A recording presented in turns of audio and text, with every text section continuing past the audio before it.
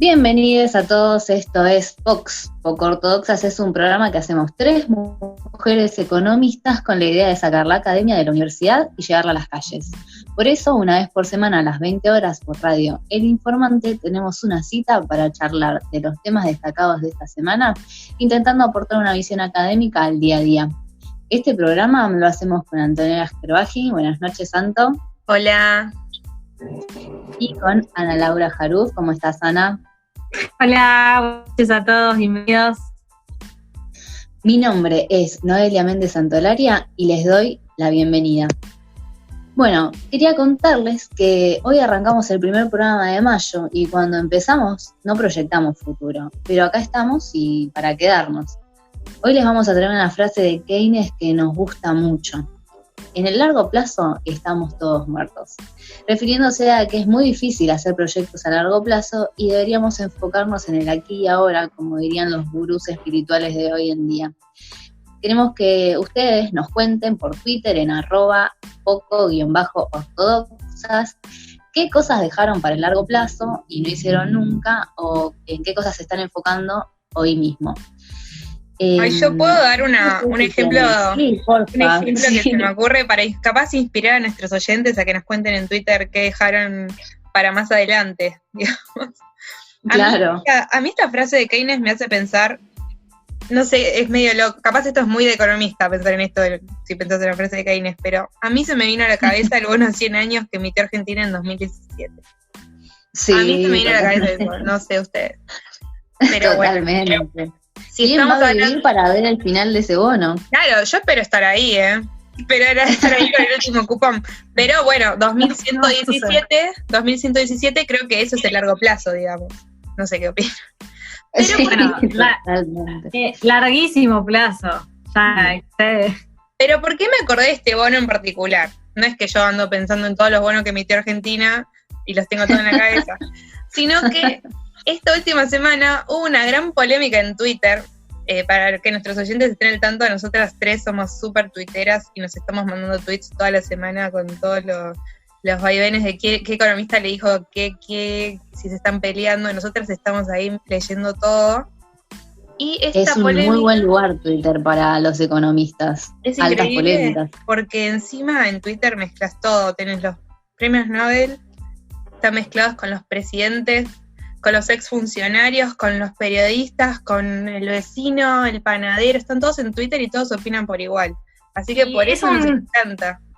Sí, y es un lugar de aprendizaje también. No solo, ahora vamos a contar algo anecdótico, pero es un buen lugar de aprendizaje y de estar también al tanto de noticias y de papers que salen. Siempre está todo antes que en Twitter. Está antes que en los diarios a veces. Es una buena fuente de información. Sí. Y aparte voy a tirar así un dato de color, pero cuando asumen los funcionarios, lo primero que cierran o empiezan a eliminar tweets a lo loco, porque también es un gran registro de cosas que dijeron en el pasado y hoy ya no podrían decir. Bueno, no resisten archivo. No, Twitter es un gran archivo.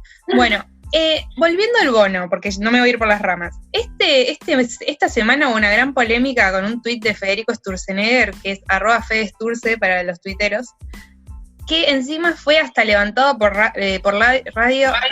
Diario La Nación, porque fue una peleita que hubo entre Sturzenegger y un exfuncionario que fue el secretario de Finanzas contemporáneo a él, que yo les voy a leer a todos el tweet para que estén al tanto. Entonces, la pelea fue entre Fede Sturzenegger y Bausili, que fue el secretario de Finanzas. Entonces, Sturzenegger dice sobre el default que se definiría o no este viernes. ¿Será posible evitar el default?, dice Fede Sturzenegger. Ahora que la oferta está lanzada, lo que importa es un mercado tan profesionalizado. Bueno, habla del mercado y dice que mi impresión es que hay cláusulas que van a hacer difícil evitar este default. Y dice abro hilo, que ese es el nombre de esta sección que acabamos de inaugurar, abro hilo. Entonces Fede Sturzenegger empieza a contar que hay una cláusula en ese bono a 100 años que haría que Argentina, si quiere cancelar el bono o canjearlo, tendría que pagar todos los intereses de 100 años así. O sea, viste que vos... Contado. Al contado. Si uno saca un crédito y quiere cancelarlo antes, no debería pagar los intereses por algo que no utilizó. Pero Claro. hay según acá está denunciando en Twitter Fede Sturzenegger, que fue, cabe aclarar, el presidente del Banco Central en esa gestión cuando se emitió ese bono, lo está diciendo ahora en 2020, que ese bono tenía esa cláusula. A lo cual Santiago Bausili le responde: es una pena que alimentes la confusión con un tema que no la tiene. Como te expliqué, o sea, como que ya se lo dijo antes, es una cláusula estándar a favor del país que le da la opción de rescatar los títulos si quisiera. No genera derechos para los bonistas y menos un múltiplo en el potencial reclamo como se insinúa, desmintiendo totalmente lo que está diciendo Sturzenegger. Esto es Twitter, para todos nuestros oyentes que no tienen Twitter, hagan cuenta ya. Entonces, La Nación se plantea, ¿quién tiene la razón? O sea, si Fede Sturzenegger tendría razón, son 10.000 millones extra en este canje de deuda, no es cualquier cosa, digamos. ¿Qué opinan, chicas, sobre esta polémica? No. Para mí es un incendio, lo prendió fuego a un ex, por decirlo de alguna manera, a un colega con el que compartió gobierno, porque no nos olvidemos que él era presidente del Banco Central cuando Bausili emitía este bono. Un poco tarde se acordó de avisarnos, ¿no? Sí. En realidad, sí, Anita, déjame. Claramente el tuit de Sturzenegger tiene algunas cuestiones detrás que ninguna de nosotras podría imaginar, si se quiere, porque hacer una declaración de este tipo en público y en este momento en particular, cuando, como bien decía, ¿no?, él, Sturzenegger, formó parte de ese gobierno, claramente hay una intencionalidad política que desconocemos, y aparte que reciba una respuesta también en público, es decir, que amerita una respuesta. Bueno, evidentemente hay cuestiones de atrás, porque hay ciertos códigos políticos que no se respetaron, que bueno, la verdad es que nos exceden, y hay que ver cuál es la intencionalidad real de hacer una declaración así. La verdad que es un fuego, como dijo Noé. Pero bueno, para enterarnos el desenlace de este cruce tuitero, vamos a tener que esperar este viernes, que es cuando vence el plazo para que los bonistas se expidan sobre el canje propuesto por Martín Guzmán. Sí, un Martín Guzmán que este fin de semana se valió de su templanza habitual en una entrevista que brindó a Clarín, que, dicho sea de paso, pueden leer en nuestras redes, @poco_ortodoxa, ¿sí?, en Twitter. Para, bueno, comentar, o sea, hablar sobre las posibilidades de default, si es que las había. En ese momento se lo notaba bastante tranquilo y optimista. Lo cierto es que, bueno, también después salieron algunas noticias acerca de algunos grupos acreedores que no estaban aceptando la oferta, lo cual incomodó, como bien salieron a decir a los medios, al gobierno. En este sentido, bueno, nosotros lo que estamos intentando es que nuestros oyentes de POX estén informados frente a los dos escenarios posibles en los que el país puede caer, si se quiere. En principio el viernes, que es cuando finaliza el tiempo que entendemos fue propuesto arbitrariamente por el ministro Guzmán, pero entiendo yo que hasta el 22 de mayo todavía pueden estar dando vuelta a este tipo de negociaciones. Las dos opciones que hay claramente es que los bonistas acepten la propuesta o que la rechacen, es decir, que se llegue a un acuerdo o no. En este sentido, como les mencionaba anteriormente, el ministro dice que hay cierto grupo de bonistas que acompañan esta propuesta, hay otros que no. Realmente esto es un juego como un partido de básquet que generalmente se define en el último cuarto, así que solamente queda esperar y ver qué sucede el viernes. El martes vamos a tener entonces nuevas novedades al respecto para ustedes. En este sentido, a ver, pensemos un poco qué es lo que pasaría en cualquiera de los dos escenarios. ¿Qué pasa si los bonistas rechazan la oferta? Si la Argentina entonces vuelve a entrar en un default, un término del cual estamos muy familiarizados, lamentablemente, ya que en los últimos 20 años pasamos por dos, este podría llegar a ser el tercero. Lo que sí notamos que, a diferencia de otros problemas macroeconómicos, las implicancias son menos comprendidas. ¿Qué implica entrar en cesación de pagos? Claramente no es bueno, ¿sí?, porque el gobierno de repente tiene una crisis de confianza, se cierran también los mercados internacionales para lo que es el financiamiento, aunque eso de alguna manera ya está sucediendo antes del default, especialmente en este contexto. Se abre las puertas para litigios judiciales con eventuales represalias, como fue el famoso caso de la fragata Libertad. y además genera volatilidad e incertidumbre, lo cual complica las posibilidades de sentar las bases para un crecimiento sostenido que permita realmente algo que se pueda empezar a planear a largo plazo, que es lo que tanto le falta a nuestro país y que no podemos lograr. Con lo cual, desde ya que no es bueno entrar en cesación de pagos y esperemos y ojalá que de los bonistas haya también buena predisposición, que se pueda llegar a un acuerdo, especialmente en este contexto del COVID, en donde, bueno, hay recursos que se están poniendo hoy en día en esta crisis sanitaria que no estaba previsto tampoco.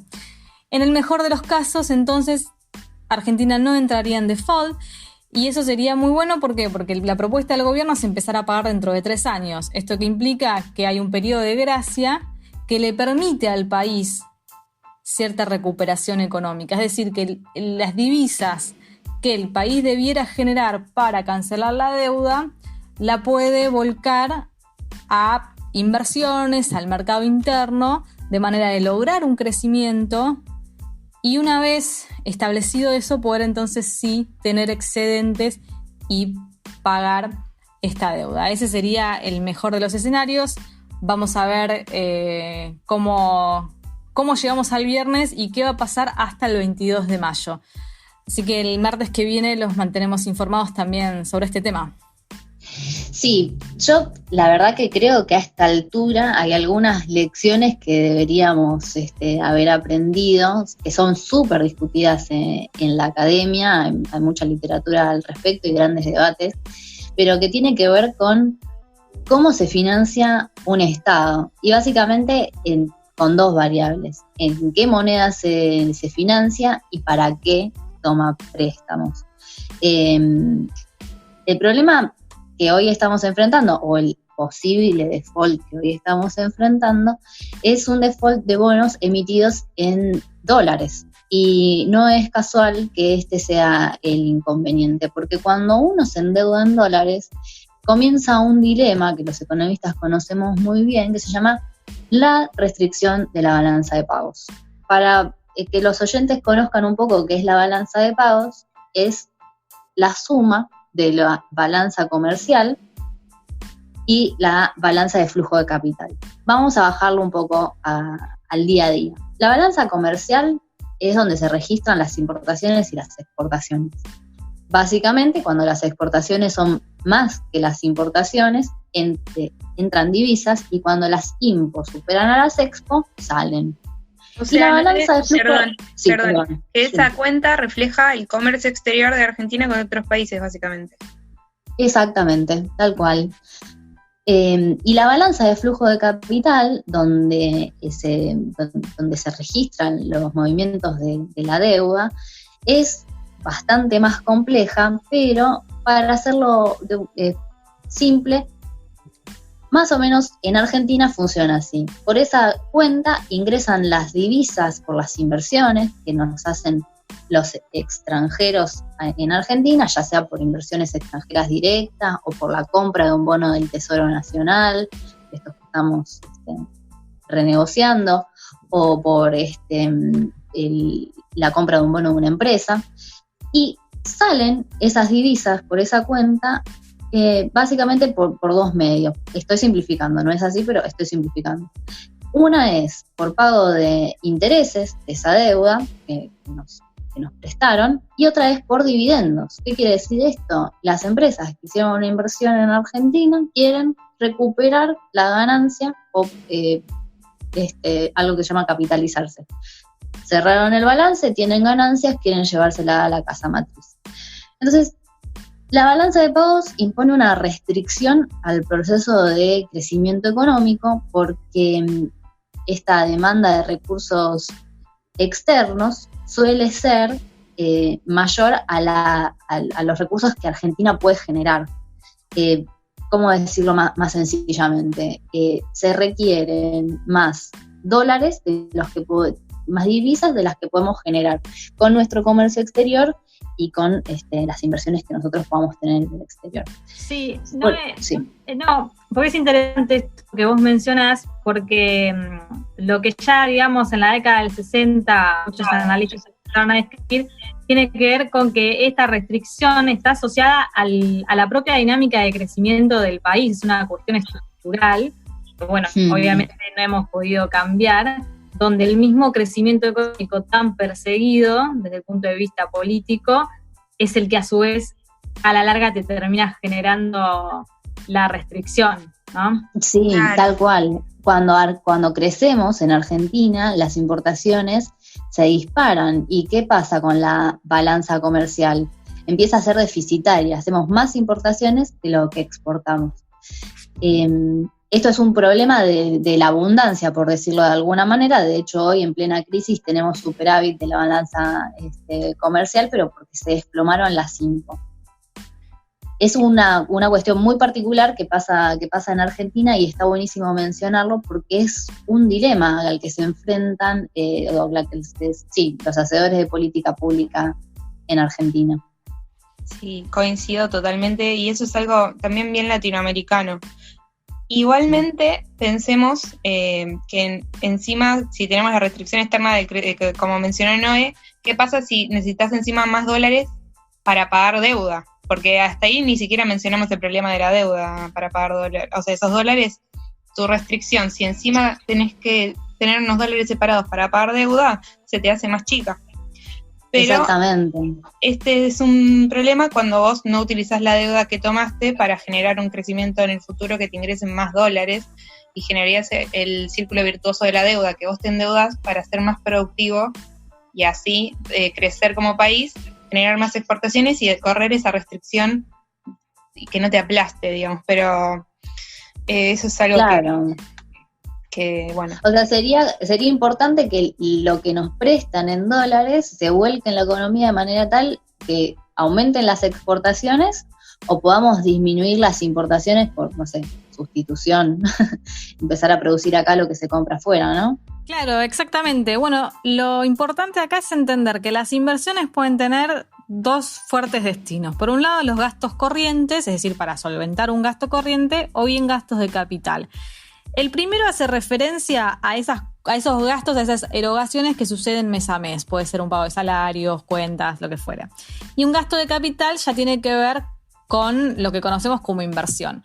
¿Por qué es interesante que ingrese como inversión? Porque es lo que puede permitirle a un país aumentar la productividad y de esa forma sí empezar a correr esta restricción externa tan característica en nuestro país y que no estamos pudiendo solventar. Un ejemplo práctico de lo que sería eso, si vos invertís en una represa que te va a dar más electricidad para que tus empresas tengan más energía, eso sería un gasto de capital que te podría hacer crecer en el futuro. Pero si en cambio esa deuda la tomás para pagar los sueldos del mes de tus empleados, ahí qué crecimiento no estás invirtiendo para crecer.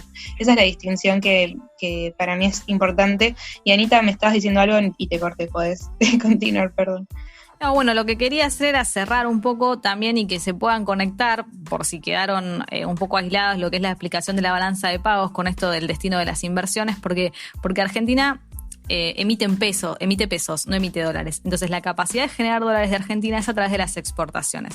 Por eso mencionamos por un lado la recurrente restricción externa que acontece en nuestro país, en otros países de América Latina, y por eso también creemos que es grave contraer tanta deuda en dólares, porque encima que no generamos dólares, que no emitimos dólares, que la generación de dólares se da a través del comercio exterior y que encima tenemos la recurrente crisis de balanza de pagos porque hay cuestiones estructurales que no hemos podido solventar. Si encima de eso los dólares que se generan tienen que ir al pago de la deuda, bueno, entonces evidentemente tenemos un problema de sostenibilidad muy fuerte. Yo creo que eso es algo que Martín Guzmán tiene bastante claro, eso es lo que transmite a los bonistas.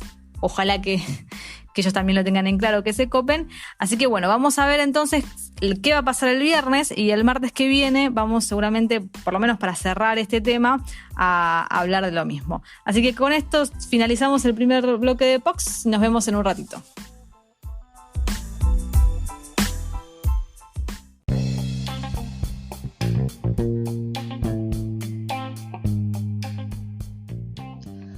Volvemos al aire en este segundo bloque de POX, es el momento de la entrevista y hoy tenemos una invitada con la que vamos a charlar un poco sobre el proceso de desarrollo de una vacuna.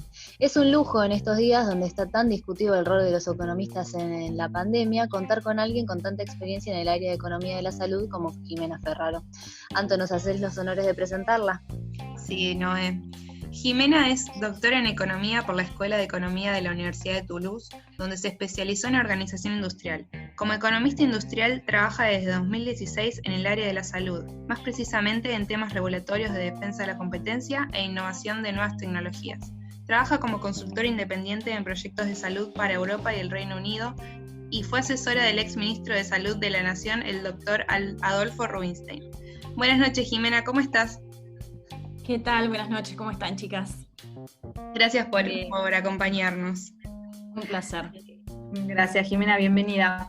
Bueno, un poco lo que estaría disparando esta entrevista y nuestras ganas de hablar con vos es unas notas que salió hace unos días acerca de un nuevo medicamento que podría servir para la cura del coronavirus, todavía no está determinado.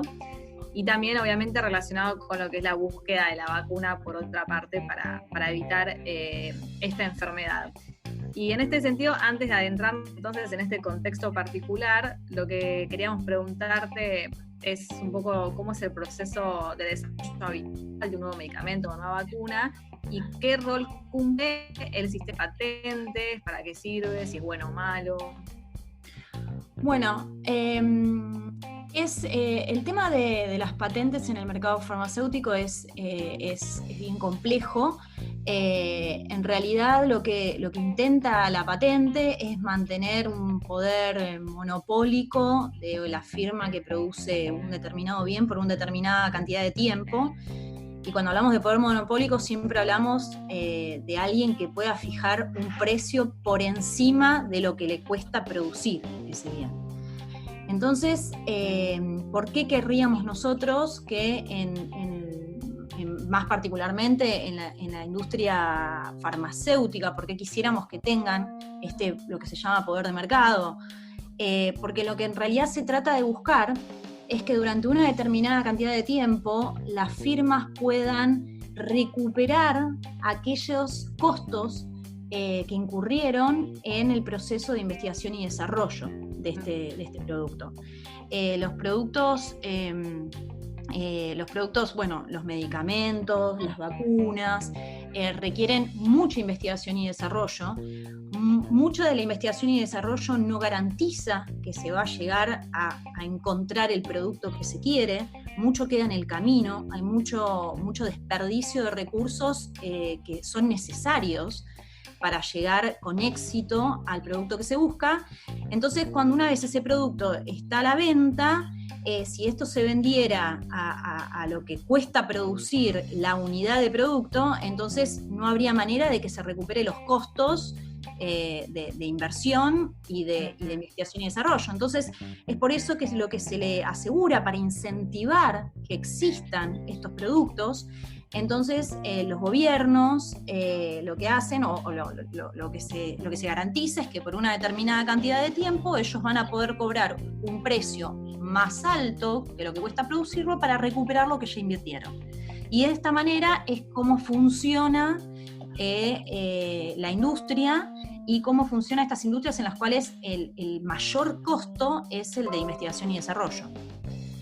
Claro. Perfecto. Sí. Clarísimo. Nosotros estamos todo el tiempo leyendo por ahí también noticias sobre cómo hay plataformas colaborativas e importantes revistas de divulgación científica como The Lancet ponen a disposición del público el conocimiento reciente sobre el COVID. ¿Crees que algo cambió en cómo se hace investigación y desarrollo o no? No, yo no creo que se haya cambiado. Lo que quizás sí, es pura especulación mía.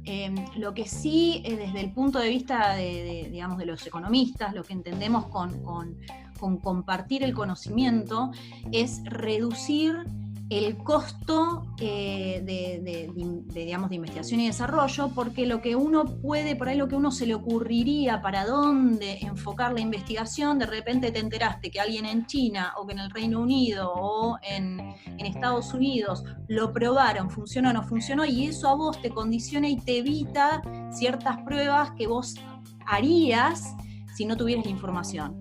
Entonces, en algún punto te reduce el alcance o hacia dónde estás yendo vos cuando digamos, estás innovando, porque cuando estás innovando, básicamente tenés una idea en la cabeza y tenés que ver de qué manera llegás y bajo qué pruebas llegás a eso que querés buscar. Entonces, cuando hay alguien de afuera que dice, che, mirá, por acá no vengas porque yo probé y me parece que por acá no va, entonces vos decís, bueno, entonces pongo mis esfuerzos en otro camino para ver si de esta manera evitamos duplicar costos en algo que ya se sabe que quizá no funciona. Entonces, eso es lo que tiene de bueno las plataformas colaborativas, porque uno puede saber, todos nos enteramos de todo, para qué lado ir y para qué lado funciona y para qué lado no funciona, entonces nos permite no duplicar esos costos, que no estemos dos personas haciendo exactamente lo mismo. Claro. Y en la búsqueda de la vacuna, digamos, lo que todos queremos hoy en día es la vacuna contra el COVID. Está todo el mundo concentrado en eso, pero vemos que hay como una carrera de países que buscan la fórmula, pero en realidad tenés a los países, que son los estados, y también tenés a los laboratorios buscando la fórmula. ¿Es algo así o estamos equivocadas en eso, Jimena? Es así y no. Es decir, sí, porque obviamente, o sea, ¿por qué digo sí y no? Porque en efecto los recursos que están saliendo para la investigación y desarrollo de esta futura vacuna salen digamos, de una parte privada, salen otros de partes públicas, salen otros de los grupos que son mixtos, públicos y privados, que generan incentivos para, obviamente, fomentar que haya investigación en esto. También hay universidades que son puramente públicas, hay universidades que son puramente privadas, o sea, hay un mix de todo. Y también hay gobiernos que ellos no se embarcan ellos en hacer la investigación, pero lo que hace es eligen, son donantes, y eligen a quién dar una determinada cantidad de dinero para que se haga este tipo de investigaciones. Es que entonces, el problema, perdón que te interrumpí, pero es un bien que tiene que estar un poco regulado, ¿no? No sé qué pensás. Sí, o sea, éticamente, ponerle que un país descubre la vacuna. Sí. El mercado es toda la población mundial hoy en día, ¿o no? Sí. Entonces, si uno que sí. Claro, o sea, es un bien que si se deja ¿cómo es? A los privados o a un país, es un tema muy complicado. No sé, ¿qué pensás vos, Jimé, de esto? Sí, mira, todo lo estamos hablando con la información que tenemos hoy. Entonces, ¿por qué hago esta aclaración? Porque hoy el problema que tenemos es que sí, la vacuna se debería administrar a toda la población, o al menos a la población que no es, digamos, que no tiene la inmunización. El tema es cuando esta vacuna, imaginémonos que con con mucho positivismo, y si todo marcha bien, y si las pruebas son, digamos, van en dirección correcta, etcétera, en mínimo necesitamos 12 meses, un año, 2 años para que la vacuna salga. Entonces, lo que sucede es que en 1 año, 2 años, no sabemos dónde vamos a estar, porque nadie sabe mucho de se conoce el virus, pero nadie te puede pronosticar, y si te pronostican un poco te mienten para dónde va a ir. Entonces, lo que pasa es que, por ejemplo, ya se está hablando, bueno, yo en muchos de estos temas soy economista, o sea, yo me lo manejo desde mi área, ¿no? Pero, por ejemplo, se habló que el primer brote que fue en China, el virus era distinto al que ahora existe en Estados Unidos, y que habría otra cepa que es la que está amenazando a América Latina. Entonces, es como que mucho se sabe y no se sabe. Entonces, cuando la vacuna esté, imaginémonos que funciona para todas las cepas, nadie nos dice cómo, o sea, en qué posición vamos a estar nosotros cuando la vacuna salga al mercado, en 1 año, en 1 año y medio. Quizás ya nos contagiamos todos, estamos todos inmunes, quizá el virus mutó y ya esa vacuna no sirve más, quizá, quizá, no sé, pueden pasar muchas cosas. Entonces, nada es seguro, y todo esto de que no es seguro genera riesgo, y este riesgo genera para las firmas un riesgo comercial. Es decir, yo estoy poniendo toda mi inversión acá, pero ¿esto va a servir? Entonces, ahí es donde es muy importante el rol del Estado. ¿Por qué? Porque el Estado es el que tiene que asegurar, y acá hablamos de, bueno, pero ¿qué Estado? Si estamos hablando del mundo. Bueno, tiene que ser una conjunción tiene que haber una participación de los estados, en este caso quizás sean los estados más ricos de las economías mundiales, que sean los que aseguren que toda esta inversión va a valer la pena. Entonces, eso pasa mucho con las vacunas. Hay varios artilugios para tratar de asegurar esto. Por ejemplo, muchas veces lo que se utilizan son algo que, bueno, no sé la traducción en español, pero se llama los Advanced Market Commitments, que es básicamente decir, bueno, mira, vos estás ahora haciendo esto. Si todo va bien, en un año lo tenemos. Bueno, si en un año el panorama está como nosotros creemos que va a estar, yo te aseguro que te voy a comprar tantas dosis. Y si las cosas cambiaron, no te hagas problema, porque yo te aseguro que al menos te vas a ganar este premio, ¿sí? Este monto de dinero que te vas a llegar como premio final porque alcanzaste la vacuna, sea que la vacuna funcione o no funcione. No sabíamos ese como... Sí. Es una nueva herramienta que surge. No es ante nueva, este contexto. no es nueva. No es nueva, no es nueva. No es nueva, ya se usaron para otras vacunas. De hecho, bueno, no quiero dar información por miedo a estar equivocada, pero seguro ya se usó, y lo que no sé si no se usó para el ébola. Pero bueno, no quiero decir porque la verdad es que no estoy segura para qué enfermedad, para qué virus usó, pero sí, son herramientas que ya están en prácticas, y de hecho ahora se está empezando a pensar en una herramienta todavía, como una modificación a esta herramienta que está en discusión.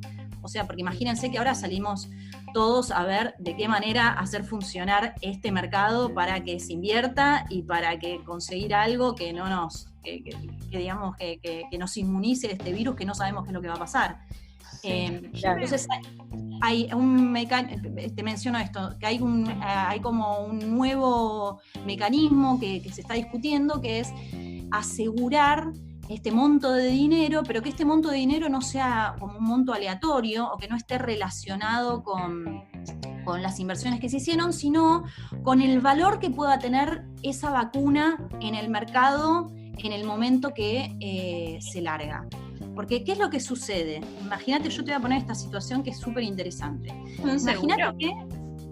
¿Cómo? ¿Es como un seguro que le da el Estado al privado? Claro, bueno, sí, esto actúa como un seguro, claramente. Pero mirá de qué manera funciona el seguro, porque es como agarrar y decir, bueno, chicos, el primero que llega a la vacuna, yo le aseguro tanto, no sé, un monto de dinero X.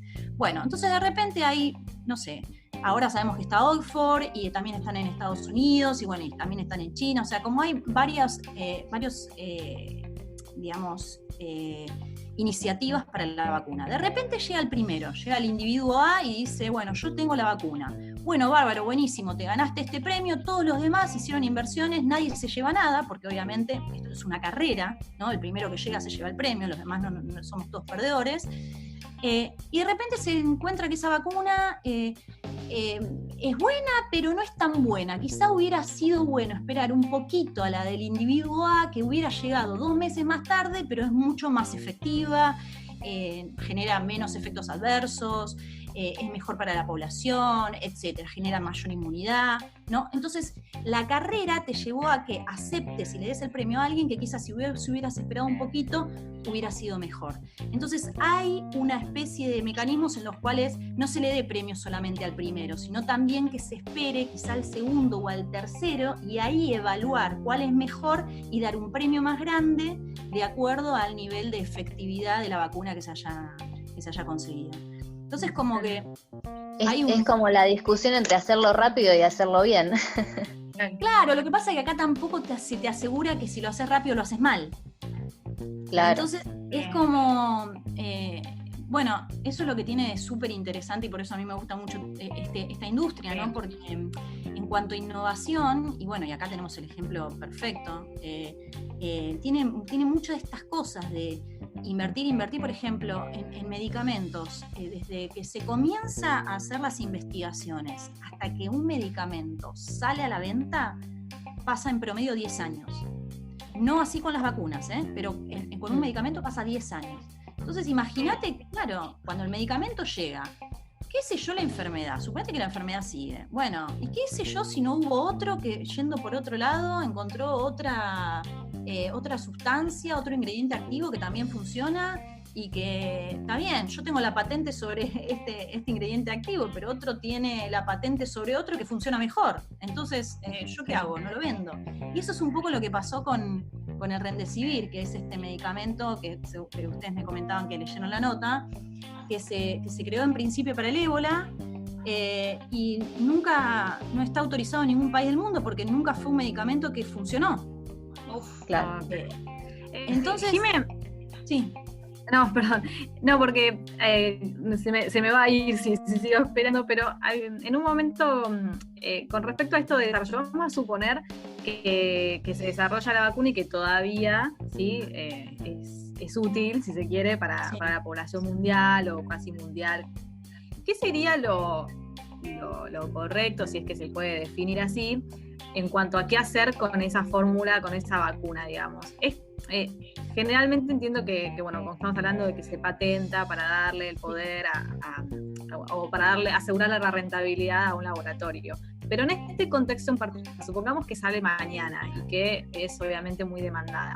¿Esto vos crees que también se patentaría o se podría compartir la información? ¿Cómo sería el mecanismo en lo que es la competencia de mercado, digamos, si se trata de un bien que le va a hacer bien, valga la redundancia, a todo el mundo, digamos? Mira, es una discusión porque vos sí tenés que, imagínate, yo te hablé como del monto de dinero que uno tiene que recuperar por las inversiones que hizo.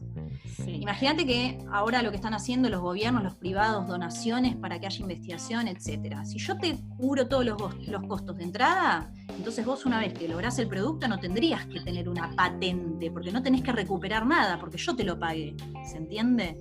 Sí. Entonces, es como que es una gran discusión y es súper interesante porque en estos tipos de drogas o de vacunas, en estas tecnologías en las cuales hay mucha inversión que se denomina la inversión push, que es la inversión de que yo te doy al inicio para darte el incentivo para que lo produzcas.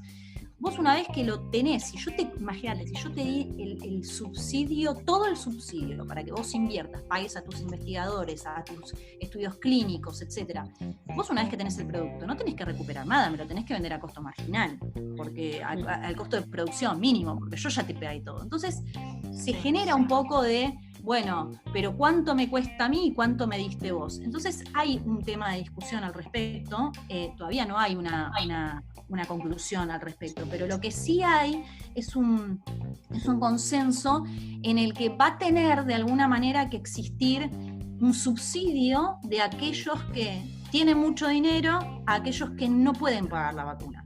Y esto estoy hablando, aquellos que los países desarrollados que pueden pagar investigación y desarrollo y aquellos países los cuales no podemos pagar investigación y desarrollo y nosotros estamos entre los intermedios, o sea, hay países, sabemos que mucho peores que nosotros, en los cuales no pueden acceder digamos, a participar en este proceso de incentivos a la inversión y a la investigación y desarrollo. Entonces, lo que se genera, de alguna manera, es que va a haber un subsidio cruzado, ¿sí? Que lo que existe ya hoy en la industria farmacéutica. Hoy un medicamento que en Europa te sale $100.000, que fue muy conocido hace un par de años, en África lo estaban vendiendo a $400. Entonces vos decís, ¿cómo puede ser esto? ¿Por qué? Y ahí los países ricos dicen, ¿por qué yo tengo que financiar a los países que no pueden pagar? Bueno, ahí pasa nuevamente por una ética de ser país desarrollado y poder pagar algo que nos beneficia a todos. Y lo que tiene también es que muchas veces países, por más que a países vos les vendas a costo marginal, no te lo pueden pagar. Claro. Una vacuna es algo que va a llevar todos digamos, toda la gente que vive en ese país, y muchas veces hay países que dicen, bueno, por más que salga $10, yo no tengo la plata para pagar $10, que es lo que sale la vacuna. ¿Cómo hacemos? Igualmente, Jimé, una vacuna no sería realmente efectiva si vacunas a todos, porque ponele que se te enferma alguien de un país pobre y después va a tu país y te enferma a vos. O sea, también tiene incentivos para querer vacunarlos a los más pobres, ¿no? Exactamente, porque hay vacunas como la malaria o como en su momento se hablaba acá del Chagas, que no hay, digamos, incentivos por los países desarrollados en generar una vacuna, porque ellos son los que generan la investigación, digamos, los que generan productos nuevos. Entonces no hay incentivos generar un producto nuevo para esas enfermedades porque a ellos no les toca. Claro. En este caso sí hay incentivos. Entonces, para ser buenos, digamos que también les conviene. No, exacto, es para que no me traigas la plaga a casa.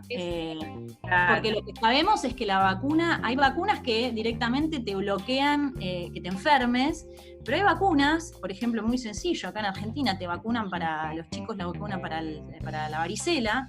Eso no dice que no te vas a contagiar de varicela.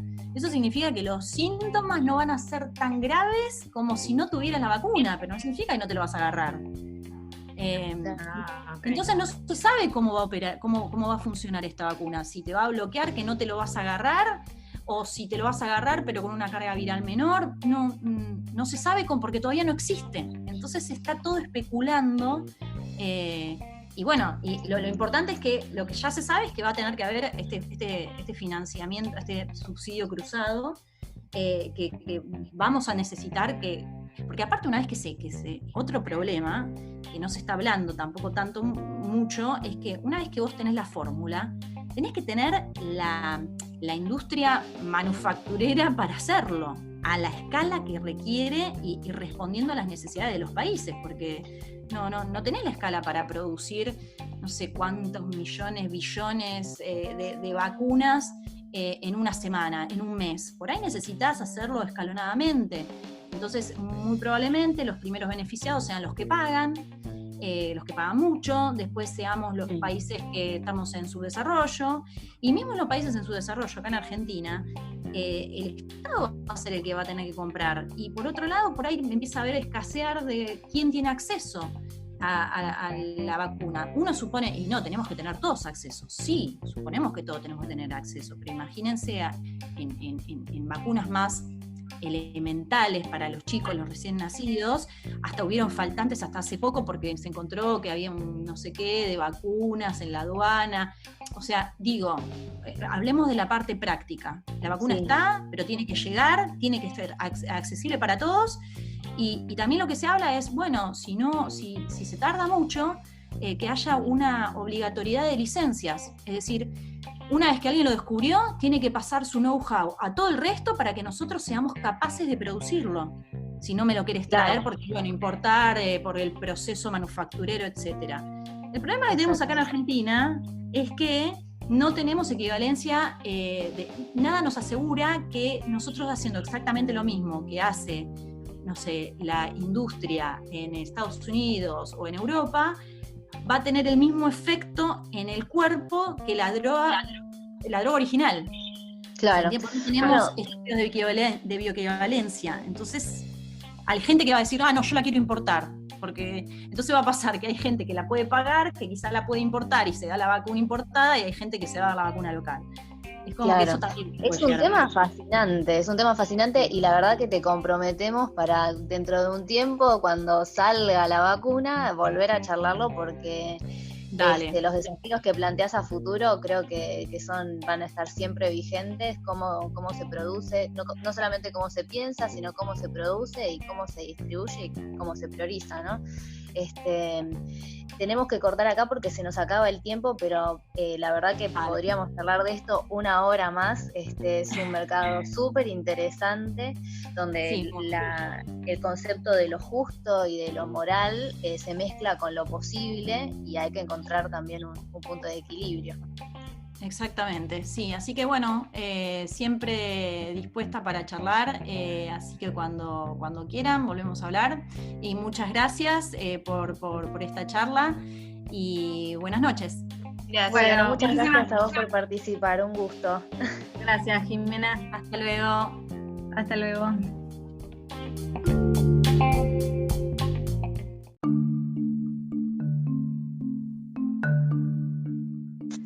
Volvemos al aire, y esta vez es para despedirnos. Se está terminando el programa y quería agradecer a Anto Gerbaji y a Ana Laura Jaruf por este programa que me divertí tanto haciendo. Mi nombre es Noelia Méndez Santolaria y les cuento que nos vamos a reencontrar el próximo martes a las 20 horas por esta misma radio, Radio El Informante. La pueden seguir por las redes. Y también nos podemos encontrar durante la semana y charlar por Twitter en @poco_ortodoxas. Nos encuentran y ven todo el material que vamos compartiendo durante la semana. Nos pueden dejar temas que les gustaría que charlemos, hacernos preguntas, decirnos no estamos de acuerdo o lo que ustedes quieran. Nos gusta interactuar por las redes. Así que sin más, los dejo. Muchas gracias por haber llegado hasta acá. Un beso.